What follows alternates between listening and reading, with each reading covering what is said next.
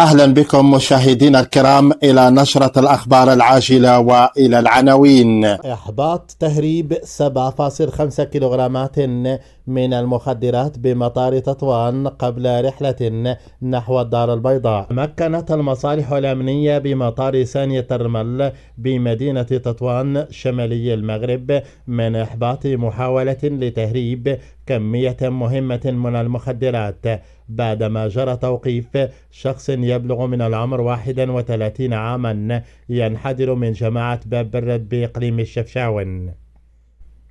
وحسب المعطيات الأولية فقد كان المشتبه فيه يستعد للسفر على متن رحلة داخلية نحو الدار البيضاء قبل أن تكشف عملية المراقبة عبر جهاز سكانير عن وجود مخدرات مخبأة بعناية داخل حقيبة ظهره.